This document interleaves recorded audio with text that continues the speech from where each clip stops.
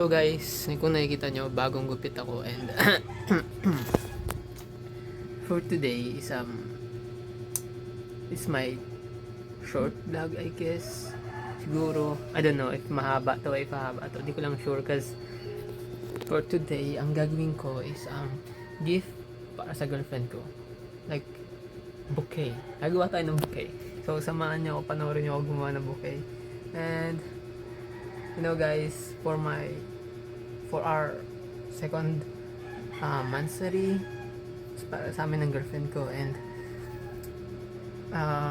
ikukwento ko kung paano siya nakilala. I mean, saglit lang, konting kwento lang naman, because nag-start ako mag-YouTube around October.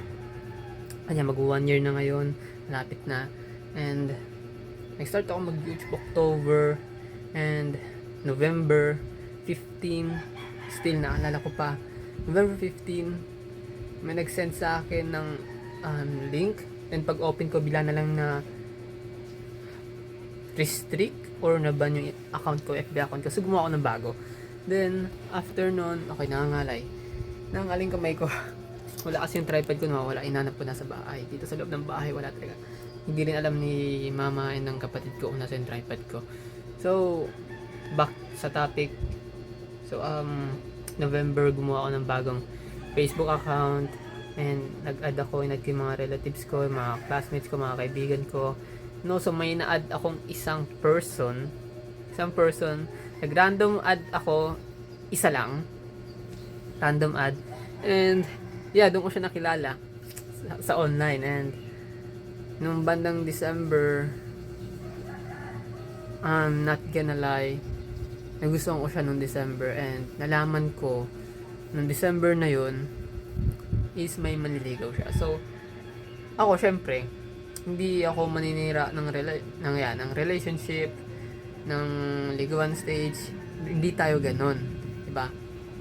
If meron ka talagang respeto or marunong kang rumispeto, pag alam mo yung isang taong may niligawan or in a relationship, may boyfriend, may girlfriend, dapat dumistansya ka na. Alam mo na yun, diba? Respeto yun, ibig sabihin. Kung may respeto ka sa sarili mo, dapat respeto ka rin sa kalagayan sa buhay ng ibang tao. So, yun nga, So, yun nga, may manliligaw siya. So, parang, sabi ko, okay, gito, ganyan. Tigil ako, gusto ko siya, pero hindi pwede. Sinabi ko sa sarili ko. So, sabi ko, hindi pwede, ganito, ganyan. Sabi ko, so, supportan ko sila, yung relationship nila, and yeah, alam niya yun, guys. Nakikita niya, nagre-react ako sa my day niya sa ligawan nila. So, ayun na, diba? Then, December, crush ko siya. Then, January, February, March, April, may gusto ako sa kanya, and nakikita niya, nire-react ako. Then, hindi ko na ikakwento, hindi sila nagkatuluyan ng maliligaw niya. So, hindi ko sasabihin yung dahilan, hindi ko sasabihin yung kwento, because it's her own privacy naman. So, hindi ko yung kakwento, guys. So, yeah, nung May 2, naalala ko pa, May 2, gumawa ako ng survey, naglakas loob ako, na, kasi nakita ko sa, parang, wala na sila nung maniligaw niya. And yeah, nagre-react ako sa shared post niya, and also sa my day. And then, yun nga, gumawa ako ng survey, sinend ko sa kanya. And medyo natagal siya mag-respond. Then nag-respond naman agad-agad. Then sinagot niya yung survey. Doon kami nagkausap, tuloy-tuloy yun. Minsan natagalan pa siya mag-reply kasi ayaw niya raw ako kausap. Ayan, natagalan siya mag-reply. Then ayun, nagtuloy-tuloy na. Then May 14, diba, May 2, and then tuloy-tuloy yun, niligawan ko siya, and May 14, sinagot niya ako. Sa June 23 na, and may pasok na siya, and yeah, nag-celebrate kami ng monthsary nung June 14, nag-celebrate kami ng monthsary namin. Kahit malayo kami sa isa't isa. Well, LDR kami, taga Cagayan de Oro siya, ako taga QC. Quezon City ako. So, yeah, magpapadala ako ng letter sa kanya, ng mga gifts, like maliliit na gifts lang naman. And yeah, napapadala ko sa kanya. Nare-receive niya. So, now, for our second month, sorry, for July, gagawa ako ng bouquet. So, panoorin niyo ako gumawa ng bouquet, samahan niyo ako. So, let's go! So, nandito yung mga gamit ko, guys. Ito, we got the 2 ribbons na kailangan natin. Green for leaves, and pink is for petals. So, mayroon na rin akong glue gun, and also lighter, and also gunting. So, isip lang ko na siya. Nanonood naman ako sa YouTube kung paano gumawa ng favorite flower niya. Sinabi niya sa akin kung ano yung favorite flower niya. Pero once na lang sinabi sa akin, and still now, natatandaan ko kung ano yung favorite niya. Alam ko, makakalimutin akong tao, pero ewan ko ba, ba't pagdating sa kanya, hindi ko nakakalimutan yung mga hilig niya, yung mga ayaw niya. So, hindi na ako puro dal-dal, gagawin ko na, guys. Let's go!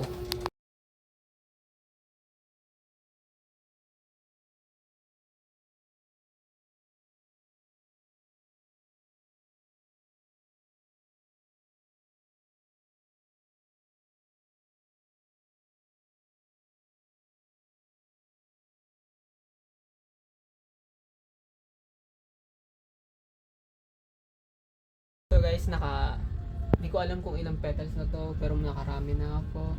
So inuna ko muna i-cut, like mag-cut ng mga 7 cm na petals bago ako magbuo ng flowers mismo. So bali 7 na lotus yung gagawin ko. So bali 21 na petals.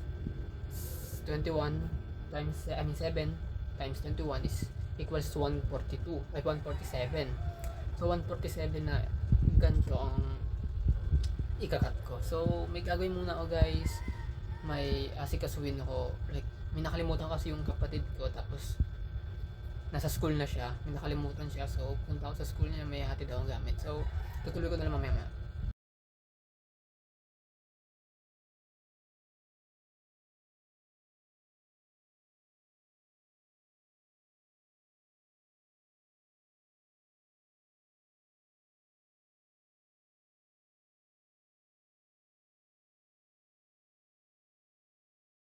So nakagupit na ako ng ano, guys, ng 147 na petals. So gagawin ko na siya, tuloy-tuloy ko na.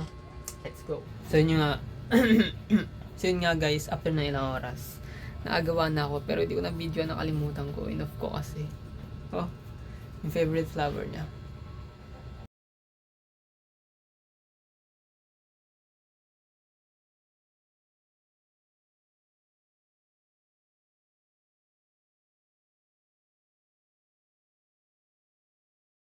So guys, nakat yung video dun sa part na yon, and yeah, kasi inabot ng isang araw, then after nung isang araw na yun, nakagawa ko ng isang bulaklak. Wait, kunin ko.